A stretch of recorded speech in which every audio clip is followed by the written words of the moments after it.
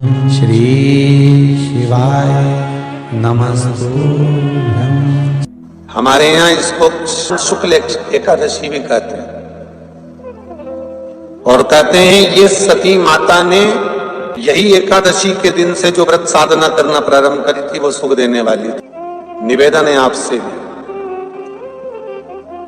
कोई कार्य अटक रहा है, तकलीफ आ रही है, दुख है, लक्ष्मी नहीं आ रही, परेशान हो, 108 बेलपत्र की जो बेलपत्र होते हैं उसकी, इसको छेद तो करते नहीं है सुई से, बेलपत्र की डंडी को बांधते जाओ 108 बेलपत्र की माला बना लो और माला बनाकर भगवान शंकर के गले में, शंकर के शिवलिंग को जो चढ़ा देता है उसकी मनोकामना भगवान शंकर पूरी कर देते हैं। अटा एकादशी 108 बेलपत्र की माला बनाकर शंकर भगवान को समर्पित करी जाती है। माता लक्ष्मी ने भगवान विष्णु को पाने के लिए तुलसी की माला बनाकर समर्पित करी थी, जैसे सती ने शिव को पाने के लिए, कामना को पूर्ण करने के लिए। शास्त्र कहता है घर के बुजुर्गों को, घर के बड़ों को, जेठ जेठानी हो, सास ससुर हो, घर में जो तुम्हारी उम्र से बड़ा हो, उसको आज पीला फूल या पीली चने की दाल या पीला वस्त्र, कुछ भी पीली सामग्री आज घर के बड़ों को देना चाहिए। क्यों देना चाहिए? तो शिव महापुराण की कथा कहती है कि जो शुक्ल पक्षी की एकादशी के दिन पीली वस्तु का दान दे देता है, घर के किसी ब्राह्मण को देने नहीं जाना, किसी मंदिर में देने नहीं जाना, आपके ही घर में, आपके ही घर के बड़ों को कोई भी पीली चीज का दान कर सकते। फूल हो, मिठाई हो, कोई अनाज हो, कोई वस्त्र हो, पीली वस्तु का दान दे दो। क्यों होगा? क्या होगा उससे? शिव महापुराण की कथा कहती है उससे जिंदगी में कभी बड़ी बीमारी प्रवेश नहीं करती। सनातन धर्म कहता है बट वृक्ष की पूजन करने वाला, बट वृक्ष के नीचे शिव की आराधना करने वाला, लौंग समर्पित कर जल चढ़ाने वाले का जैसे कर्ज मुक्ति होती है, उसी तरह आंवले के वृक्ष के नीचे मात्र ताजा मिष्ठान दूध का बनाकर उस सामग्री को भगवान आंवले के वृक्ष के नीचे पूजन करने से लक्ष्मी और संपदा की वृद्धि होती है। जैसे शमी का पौधा, शमी का वृक्ष, शमी के वृक्ष के नीचे मात्र दूध और जल मिला हुआ जल, शमी के वृक्ष के नीचे मात्र ओघड़दानी अवधूतेश्वर महादेव के नाम से केवल हफ्ते में एक बार भी अगर दूध और जल का मिश्रण शमी के पौधे के नीचे कर दिया जाता है तो कहते हैं शरीर में बड़ी से बड़ी अगर बीमारी है, कहीं कैंसर जैसा रोग है या किडनी लीवर जैसा रोग है, कोई भी तकलीफ, कोई गांठ अगर शरीर में हो गई है, तो शमी के वृक्ष के नीचे दूध का जल थोड़ा सा हफ्ते में एक बार अवधूतेश्वर महादेव के नाम से समर्पित कर देने से रोग का निवारण होने लगता है, रोग थम जाता है और उस आगे नहीं बढ़ पाता और उसका इलाज चालू हो जाता है, सुख का अनुभव।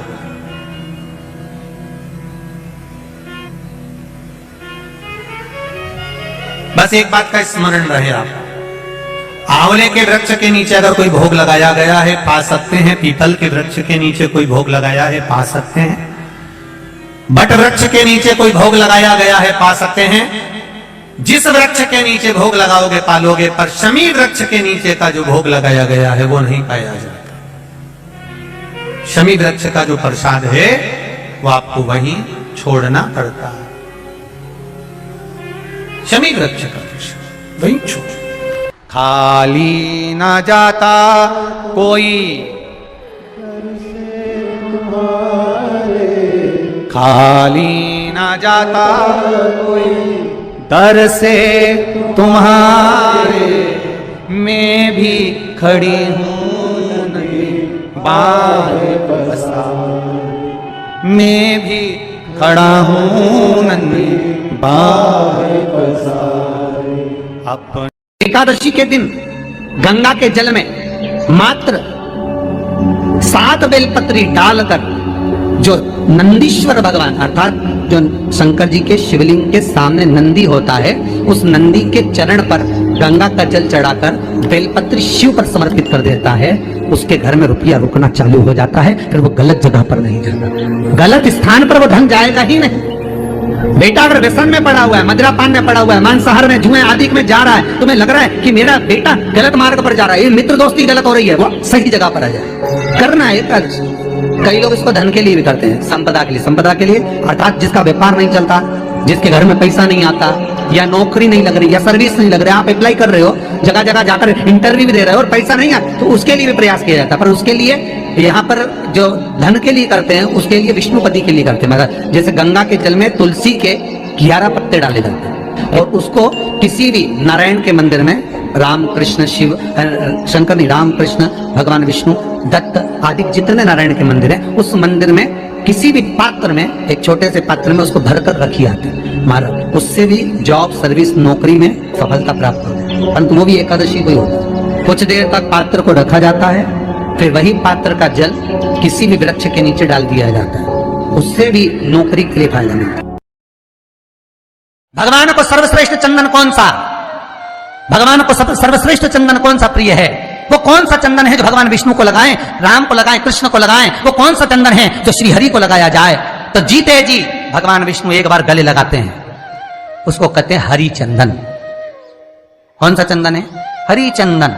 हरि चंदन बाजार में नहीं मिलेगा, हरि चंदन आपको बनाना पड़ेगा। कैसे बनाना है?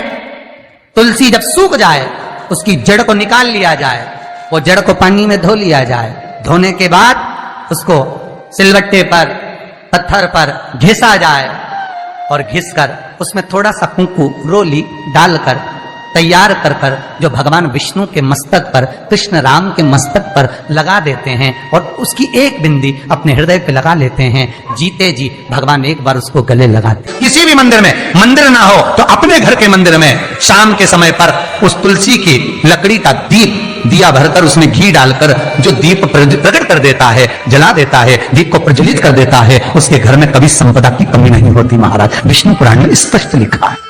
पहले से तुलसी आपके घर में अगर सूखी हो, तुलसी सूख गई हो, तो उसकी जो लकड़ी होती है, उस लकड़ी का 7 लकड़ी का बंडल बनाकर दीप बना लो। लकड़ी का दीप मतलब लकड़ी, पतली पतली डालियों को लेकर कच्चे सूत से उसको बांधो और बांधकर घी में डुबक दो। कार्तिक के महीने में शुक्ल पक्ष की त्रयोदशी तिथि जब आए, प्रदोष का जब व्रत आए, उस दिन भगवान के मंदिर में, शिव मंदिर में नहीं, भगवान किसी भी देवता के मंदिर में, विष्णु के मंदिर में, नारायण के मंदिर में, कृष्ण मंदिर में, राम मंदिर में, किसी भी मंदिर में, मंदिर ना हो तो अपने घर के मंदिर में शाम के समय पर उस तुलसी की लकड़ी का दीप, दिया भरकर उसमें घी डालकर जो दीप प्रकट कर देता है, जला देता है, दीप को प्रज्वलित कर देता है, उसके घर में कभी संपदा की कमी नहीं होती महाराज। विष्णु पुराण में स्पष्ट लिखा है। का पालना करना है तो द्वादशी को चावल का एक ग्रास खाओ, तब द्वादशी को चावल खाओगे तो एकादशी लगेगी। चावल नहीं खाओगे तो एकादशी नहीं लगेगी। द्वादशी को चावल खाना जरूरी है। क्यों कहते हैं? क्योंकि धान के खेत में जीव को छोड़ा जाता है, उस धान के खेत में, चावल के खेत में जीवात्मा रहती है, उसको चिड़िया खाती है तो चिड़िया के रूप में जन्म लेता है, मनुष्य खाता है तो मनुष्य के रूप में जन्म लेता है। इसलिए एकादशी के दिन चावल नहीं खाया जाता, क्योंकि एकादशी के दिन हम चावल खाएंगे तो जीव हत्या का दोष लग जाएगा। फिर कब खाना है? द्वादशी के दिन। द्वादशी के दिन क्यों खाया जाता है? क्योंकि हम एकादशी के व्रत करे रहते हैं और पहला खासा जब चावल का खाते हैं तो अपनी करी हुई एकादशी का पुण्य जितने जीव हमारे मुंह में जाते हैं उनको उसका पुण्य मिल जाता है और उनका जन्म नहीं होता, वो तर जाते हैं, उनको एकादशी का भाग मिलता है। मेरा एक निवेदन आप सबसे है, शंकर भगवान के मंदिर में, शिवालय में, देवालय में, राम मंदिर में, कृष्ण मंदिर में, भगवान की चौखट पर जब भी जाओ, जब भी जाओ, जिस समय भी तुम्हारा मन पड़े, जब तुम पहुंचो उस समय पर जब वापिस चलने लगो तो एक बार भगवान को या तो पलट कर देख लो या फिर उसकी देहली पर, उसकी चौखट के बाहर, उसके द्वार पर या उसके मंदिर में या देवालय में एक क्षण के लिए बैठ जाओ। कुछ देर के लिए बैठो उसकी चौखट पर। क्या होगा? हम मंदिर में जाकर, देवालय में जाकर इसलिए बैठते हैं कि वहां से थोड़ी एनर्जी हमको मिल जाए और वो एनर्जी हमारी दिन भर चले, वो ऊर्जा हमारी दिन भर। अगर मनुष्य की देह मिले ना, अपने क्षेत्र में रह रहे हो ना, अपने नगर में, अपने शहर में, अपने गांव में, अपने प्रदेश में, अपने देश में रह रहे हो तो थोड़ा थोड़ा अच्छा करते हुए चलना, तो जिंदगी में कोई ना कोई हाथ पकड़कर बाहर निकाल देगा। अगर दुख देते रहोगे तो कोई नहीं निकाल। आप सत्कर्म करते रहो, भजन करते रहो, कीर्तन करते रहो, अपने परिवार को चलाओ, मना नहीं, परिवार को पालो, मना नहीं, परिवार को संभालो, मना नहीं, पर अच्छे कर्म करते करते संभालो। एकादशी के दिन गंगा के जल में मात्र 7 बेलपत्री डालकर जो नंदीश्वर भगवान अर्थात जो शंकर जी के शिवलिंग के सामने नंदी होता है, उस नंदी के चरण पर गंगा का जल चढ़ाकर बेलपत्री शिव पर समर्पित कर देता है, उसके घर में रुपया रुकना चालू हो जाता है। फिर वो गलत जगह पर नहीं जाता, गलत स्थान पर वो धन जाएगा ही नहीं। बेटा अगर व्यसन में पड़ा हुआ है, मदिरा पान में पड़ा हुआ है, मांसाहार में, जुए आदि में जा रहा है, तुम्हें लग रहा है कि मेरा बेटा गलत मार्ग पर जा रहा है, ये मित्र दोस्ती गलत हो रही है, वो सही जगह पर आ जाए। करना है एकादशी। कई लोग इसको धन के लिए भी करते हैं, संपदा के लिए। संपदा के लिए अर्थात जिसका व्यापार नहीं चलता, जिसके घर में पैसा नहीं आता, या नौकरी नहीं लग रही, या सर्विस नहीं लग रही, आप अप्लाई कर रहे हो, जगह जगह जाकर इंटरव्यू भी दे रहे हो और पैसा नहीं आता, तो उसके लिए भी प्रयास किया जाता है। पर उसके लिए यहाँ पर जो धन के लिए करते हैं, उसके लिए विष्णुपति के लिए करते हैं। मगर जैसे गंगा के जल में तुलसी के 11 पत्ते डाले जाते हैं और उसको किसी भी नारायण के मंदिर में, राम कृष्ण शिव शंकर नहीं, राम कृष्ण भगवान विष्णु दत्त आदि जितने नारायण के मंदिर है, उस मंदिर में किसी भी पात्र में, एक छोटे से पात्र में उसको भरकर रखी आती है महाराज। उससे भी जॉब, सर्विस, नौकरी में सफलता प्राप्त होती है। परंतु वो भी एकादशी को ही होता है। कुछ देर तक पात्र को रखा जाता है, फिर वही पात्र का जल किसी भी वृक्ष के नीचे डाल दिया जाता है, उससे भी नौकरी के लिए फायदा मिलता है। घर में बैठे रहो और सोचो कि बस कोई ऐसा मिल जाए जो मेरा भाग्य बदल दे। तो घर में बुजुर्ग माँ भी कह देती है, पिता भी कह देते हैं कि थोड़ी मेहनत कर, जा दुकान पर बैठ, थोड़ी मेहनत कर, भाग्य बदल जाएगा। घर में बैठे रहने से भाग्य नहीं बदलता, थोड़ी मेहनत करोगे तो भाग्य बदले।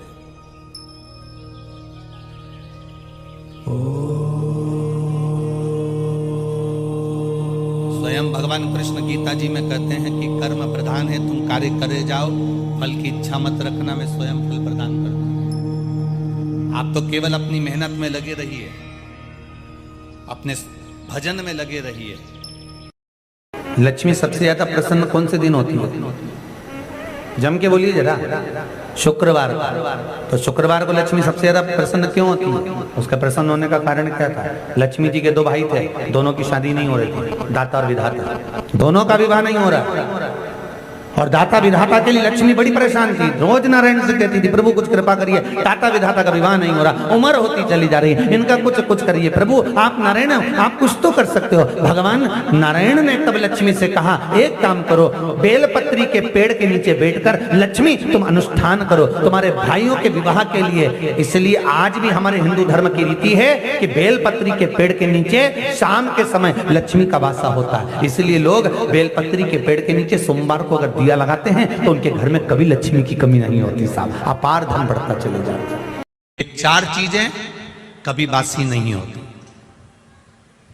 गंगा का जल अगर आपका 2 साल, 5 साल, 10 साल, 15 साल, 20 साल पुराना भी रखा है तो वो बासी नहीं होता। कमल का पुष्प भगवान शिव को समर्पित करने के बाद 5 दिन तक बासी नहीं होता। बेलपत्री, एक बेलपत्री देवाधिदेव महादेव पर चढ़ी हुई है, उसको धोकर चढ़ाते रहें, वो कभी बासी नहीं होती। और तुलसी का दल कभी बासी नहीं होता, ये बासी है ही नहीं। आप सभी को राधे राधे, जय श्री कृष्णा, जय गौ माता। और आप सभी को निर्जला एकादशी की ढेर सारी शुभकामनाएं। निर्जला एकादशी पर ज़्यादा से ज़्यादा भजन करो, हरि का नाम लो। अगर आप व्रत भी नहीं कर पाते हो तो पूजा आप अवश्य करें और कुछ नियमों का पालन करें, ब्रह्मचारी का पालन करें, जमीन में विश्राम करें, रात्रि में आप संकीर्तन करें और ज़्यादा से ज़्यादा हरि का नाम और मौन व्रत करना है आप।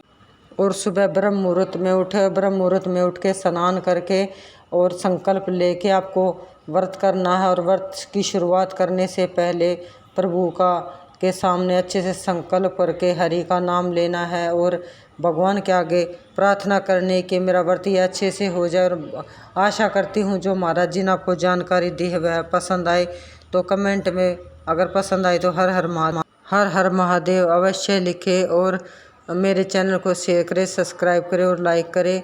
आज की वीडियो में इतना ही। आप सभी को राधे राधे, जय श्री कृष्णा, जय गौ माता। श्री शिवाय नमस्तुभ्यम, श्री शिवाय नमस्तुभ्यम।